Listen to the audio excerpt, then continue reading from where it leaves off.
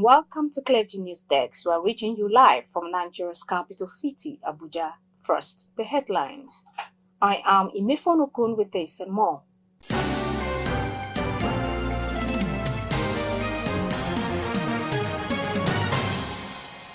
Cabal in Tinubu's administration is more dangerous than that of ex-president Muhammadu Buhari, says Nigeria's former sports minister, Solomon Dalung.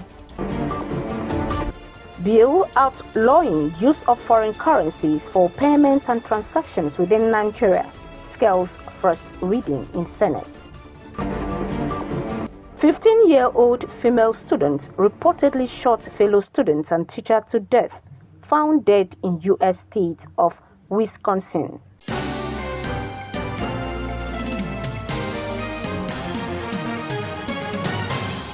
Seven suspected members of a notorious one-chance syndicate operating in the Abuja metropolis have been arrested by the operatives of the Federal Capital Territory Police Command. Speaking during the parade, the Federal Capital Territory Commissioner of Police, Tunji Disu, highlighted the syndicate tactics, which includes using tinted vehicles to conceal their activities and evade detection. Disu said the police recovered 13 vehicles allegedly used in their criminal activities. Clearview's correspondent has the details. Speaking during the parade of 7 suspected members of a notorious one-chance syndicate operating in the Abuja metropolis, the FCT Police Commissioner Tunji Disu revealed that 3 suspects, including Abba Godwin, Abraham Anthony and Moses Obi, were linked to a network led by suspect Friday Owuche, who remains at large. Disu also noted that the syndicate operated from Maraba in Nasarawa State, extending its activities to densely populated areas in the FCTs, such as AYA Junction and Kubwa Expressway. You want to know the number of vehicles we have been able to untint. From our records, we have over 821 vehicles were untinted, and then we noticed that people were voluntarily removing the tint by themselves.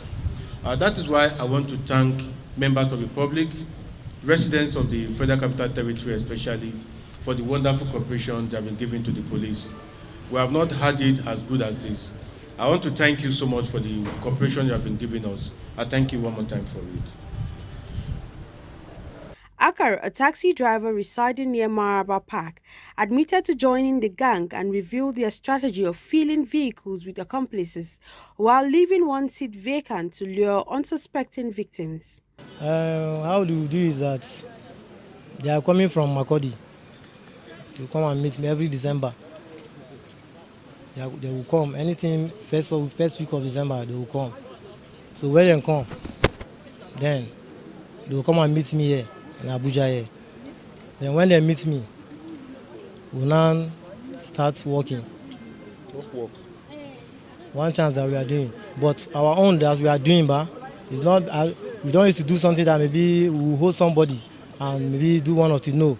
We only use our own brain to collect your something. We'll see that you understand. We'll give you back. But if you see that you didn't understand, that is when we'll go. You understand? So this December now, as they came, the organa himself, Friday, now see that they arrested us. Now he now run. So since then, he switch off his phone. Waiting, carry me join me. Na motorway gate. Now he carry me fall inside this victim. So. Na motorway you? Why gate? Now he carry me fall inside victim. Say they call to collect my motor. Until you give person motor they collect account. That's all. Now waiting carry me fall inside. So. You know what they use? So how much they tell you say they go give? Because my account where they giving now 5,000. So you waiting they do? Waiting me they do. Actually, my real work na mechanic. For the operation, waiting you. Now to complete seat. Now 5. The leader na no day.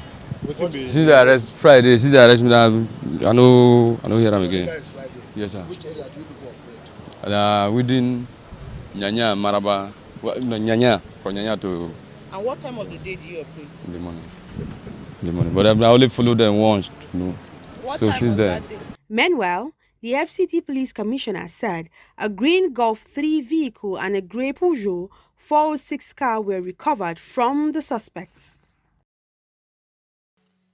The General Officer Commanding 82 Division of the Nigerian Army, Major General Hassan Taiwo Dada, says the sit-at-home order enforced by the indigenous people of Biafra across the southeast state is now a thing of the past, thanks to the kinetic and non-kinetic operations of troops of Operation Udoka in the region. In an interactive session with defense correspondents from the Defense Headquarters Abuja at the division's headquarters in Enugu, Major General Dada noted that the Joint Task Force of the Theater have continued to optimize the operations against the terrorist group in the southeast, leading to several arrests, recoveries of arms and ammunition, and clampdown on terrorist hideouts and enclaves in the region. Southeast Nigeria was considered the safest geopolitical zone in the country for many years. The 5 states, Abia, Anambra, Ebonyi, Enugu and Imo that formed the zone had recorded the least spate of violent attacks in comparison with other parts of the country, despite the agitations by the indigenous people of Biafra, IPOB, a separatist group demanding its sovereignty from Nigeria. However, the arrest of its leader, Nnamdi Kanu, in 2021 by the Nigerian government has changed the course of this struggle. As a result, the group in August 2021 commenced a sit-at-home order to demand Kanu's release from prison, a move that has not only negatively impacted the economy in the region, but also fueled insecurity as the group's secessionist agitations turned radical and violent, resulting in the loss of lives and properties in the southeast.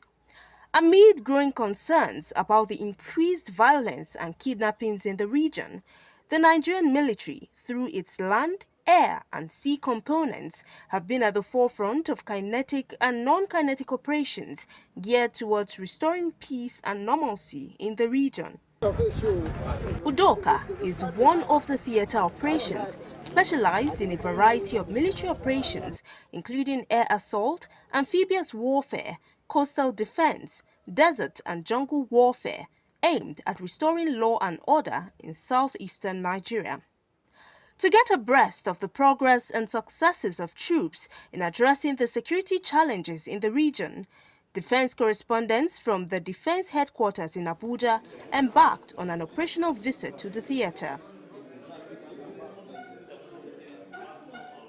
In an interactive session with the team, the General Officer Commanding 82 Division of the Nigerian Army, Major General Hassan Taiwo Dada, revealed how the Joint Task Force Southeast Operation Udoka engaged several propagandists in and outside the theater of operation to curtail dominant activities of IPOB and other criminals operating in the region.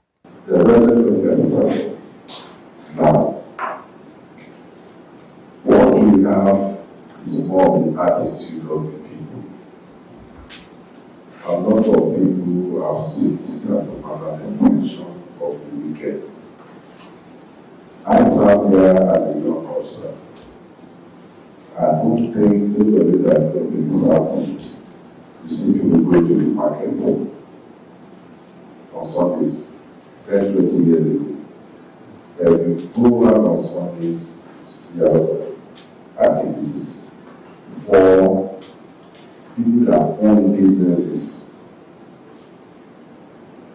On Mondays, the government officials or people that are not owning, they are working, you sit at home as the third day of the weekend.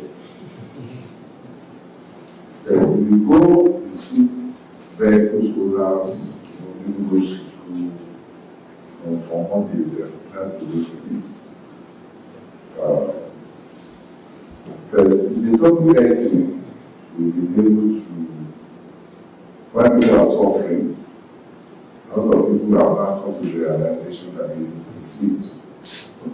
And unfortunately, it's actually the locals or the people that are actually suffering from this. Now, what have we done during the festive period?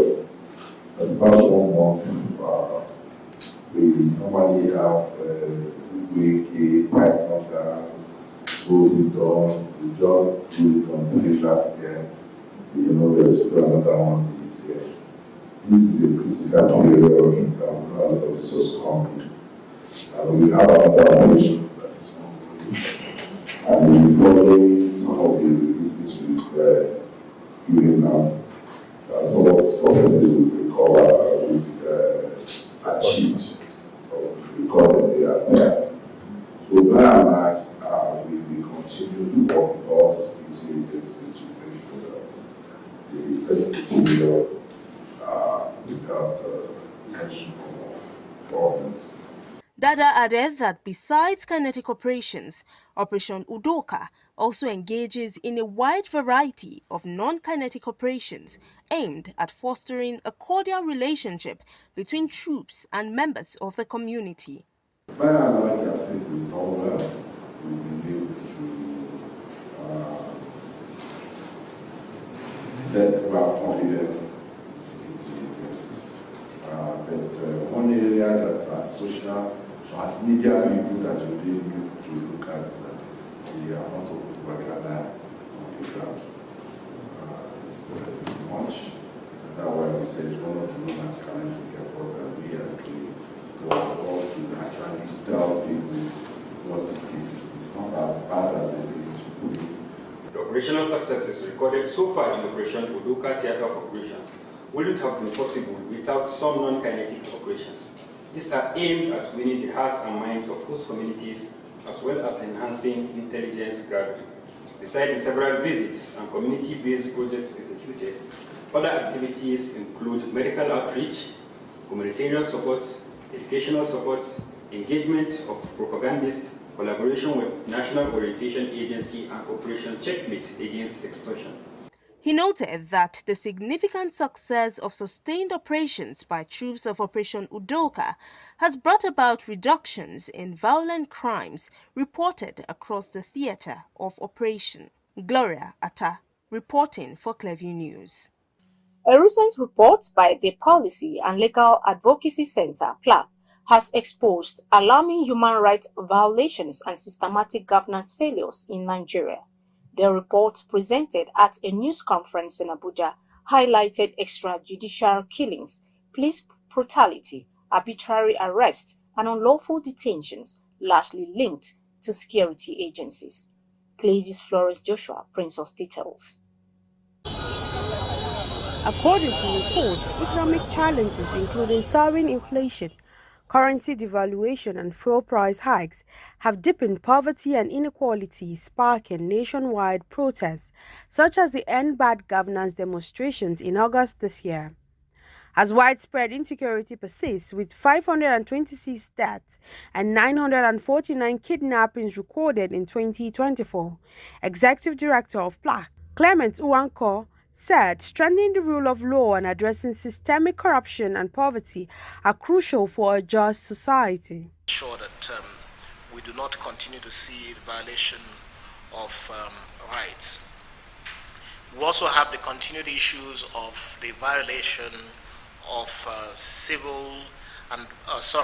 socio-economic rights of citizens, given the challenging economic situation in the country.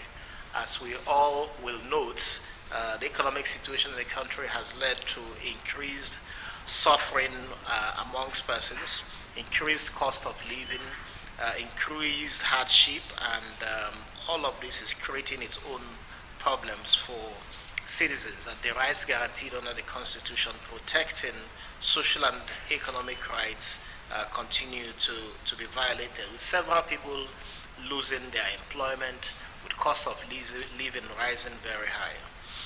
The incidence of insecurity across the country also remains on the rise, evidenced by kidnapping, banditry, communal clashes, and so on. There is an important need to tackle the increase in levels of insecurity in the country, not just with holding or bringing persons who perpetrated these crimes to account, but also ensuring that the economic situation in the country improves in a way that goes to the root of addressing the problem. The report specifically highlights violations against vulnerable groups, including children and women, citing cases of trafficking, forced labor, and gender violence. PLAC has criticized the culture of impunity and delayed judicial processes, which undermines justice and erodes public trust. PLAC therefore called for independent oversight of law enforcement agencies' targeted poverty alleviation programs and stronger protections for vulnerable groups. The organization also called for electoral reforms, including reconstituting the Independent National Electoral Commission (INEC) to restore public confidence ahead of the 2027 elections. The report serves as a call to action for government, civil society and citizens to address Nigeria's governance and human rights challenges. Florence Joshua reporting for Clearview News Desk.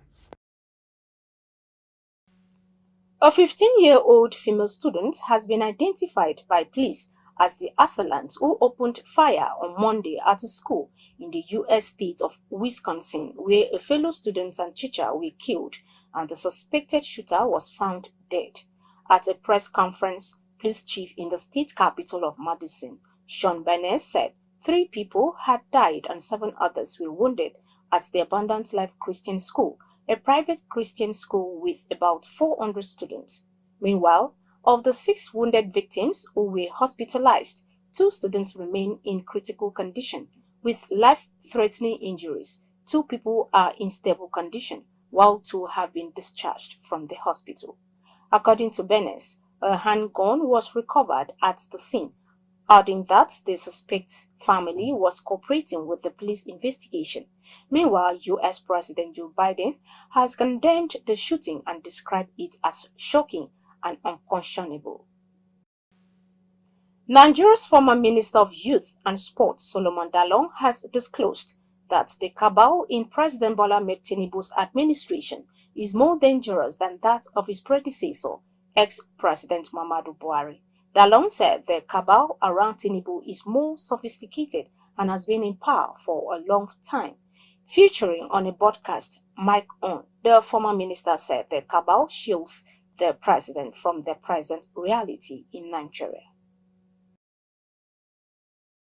Meanwhile, the Senate has initiated steps to restore Nigeria's monetary sovereignty by outlawing the use of foreign currencies for payments and transactions within the country. The proposed legislation aimed at ensuring all payments, including salaries and transactions, are conducted in Naira, seeks to eliminate discriminatory practices and strengthen confidence in the local currency. This includes making it mandatory for export to be paid for in Naira. The bill, titled A Bill for an Act to Alter the Central Bank of Nigeria Act 2007, number 7, to prohibit the use of foreign currencies for remuneration and for other related matters, is sponsored by Senator Ned Nwoko, chairman of the Senate Committee on Reparations and Repatriation.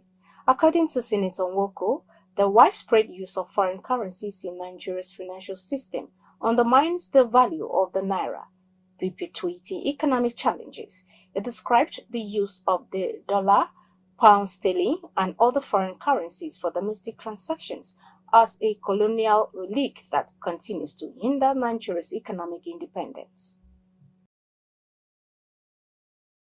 Brazil legend Ronaldo has announced he will run for the presidency of the country's football association and wants to recover the prestige of the national team.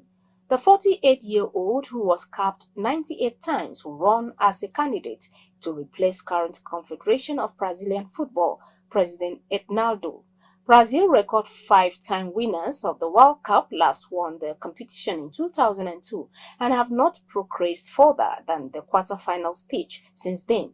According to Ronaldo, for many decades, Brazilian football has always been the escape route for the people of Brazil when they faced daily problems. Ronaldo, a World Cup winner in 1994 and 2002, is second on the competition's all-time top scorer list behind Germany's, within 5 goals in 19 appearances. The former Real Madrid striker's international career spanned 17 years and included 2 Copa America titles and Olympic bronze medal. If you are just joining us, you are watching the news on Clearview News Desk. We'll be back after this break. Stay with us. We break the news. This is Christ Embassy. Recollect, we were the first to break this. Governor Abba Kabir Yusuf of Kano State has approved the appointment of 3 second-class emirs. And this? Erasmus is the most successful program of the European Union to support education and youth. And this? Fubara is not an ungrateful person. And more. Tension is currently mounting in Rivers State. The planned arraignment of Yaya Bello. Across our platforms. Subscribe now and you will be receiving our notifications and never left out as the news breaks on Clearview. Welcome back. Canada's Finance Minister Chrystia Freeland has resigned from her post, citing disagreement with Prime Minister Justin Trudeau on how to respond to U.S. incoming President Donald Trump's threat of tariffs. Chrystia announced her resignation in a letter to Trudeau on Monday, in which she said the two have been at odds about the best path forward for Canada and pointed to the grave challenge posed by Trump's policy of aggressive economic nationalism. Freeland said the decision comes after Trudeau informed her last week that he no longer wanted to be his government's top economic advisor. Her resignation came hours before she was due to provide an annual fiscal government update in Parliament. The move may push Trudeau's already shaky minority government to the brink. After 9 years in power, the Prime Minister has faced growing calls to resign over concerns that he is a drag on his party's fortunes. Do you have a persistent boss who just wouldn't stop sending messages to you on official matters even after the close of office hours when you've left the workplace or locked off? In Portugal, such behavior is now illegal. The country recently introduced a law that bans employers from contacting workers outside of their regular hours, either by phone, message, or email.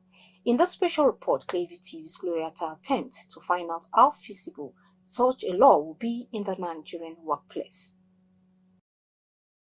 Stress can hit anyone at any level of business, be it in a public or private setting. Recent research shows that work-related stress is widespread and is not confined to particular sectors, jobs, or industries. To improve work-life balance, Portugal took dramatic steps recently when the government approved a new set of laws to address the changing trend in the workplace. Under the new labor law, employers can face penalties for contacting their employees after office hours on official matters. The new law also mandates employers to help pay for expenses incurred by their workers on higher electricity and internet bills through working outside the office hours, among others. These new laws were designed to allow workers to distance themselves from the office when they are off and to allow them get the full advantage of their time off. A similar rule gave French workers the right to ignore after-hour business emails in 2017. Other European nations, including Germany, Italy, and Slovakia, have likewise revised their rules, allowing workers to have the legal right to enjoy their time off without having to carry the weight of work around. With a number of countries paying attention on the need for employees to have the right to enjoy their time away from work without distractions, Clearview Television interacted with some Nigerians to sample how applicable such a law would be in the average Nigerian workplace. What is obtainable in Portugal is also obtainable here. But really, what the disconnect for? If there's an emergency, take for example medical or health professionals, and then there's an emergency, is the law saying that they should not be contacted even though they are not on call duty, right? So we should be looking at the advantages and the disadvantages as well. I don't think that law will be applicable here, and the reason is this: we know both the rulers and the rule, we are all known for violation of rules and regulation, because everybody does what profits him or her, not what profits the entire public. I think it will be applicable if the right channel is being applied, because most Nigerians will support this particular law. To me, it's a foreign idea. Nigeria is built in a unique way. Portugal is built in a unique way. So the environment, the activities going on there is quite different from the activities going on in Nigeria. Clearview Television also got mixed reactions on how effective the law, if implemented, will be in improving the quality of workers and individuals in the country. Workers disconnect from their employers outside work hours. It's not necessarily a factor for job performance or performances. Okay, what workers need, it's good pay. If such a law should be in existence here, it reduces stress. It helps to, to elongate the lifespan, of everyone. If it's something that will work out, I will tell you it has positive impact. If such law come, believe me, everybody know, yes, you'll be working at ease. And once anybody work at ease, but you bring out the best result. Studies have continued to show there is far more work-related stress today than there used to be, and that the stress is constant. It is therefore pertinent for urgent attention to be given to the quality of life employees enjoy. After all, a happy employee is a productive one. Gloria Atta, reporting for Clearview Television. And that's the news, but before we go, a recap of the top stories.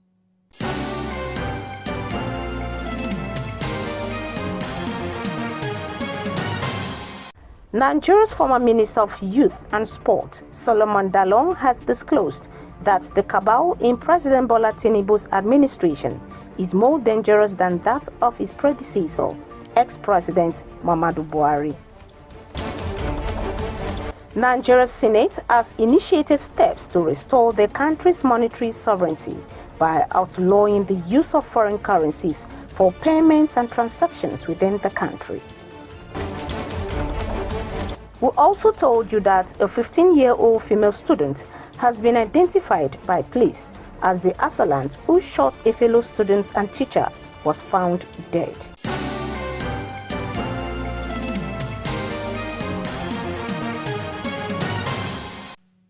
You can follow up on latest events and happenings around you via social media platforms on Facebook, Instagram, and YouTube at Clearview News Desk, or via handle on X, formerly known as Twitter, at Clearview Online.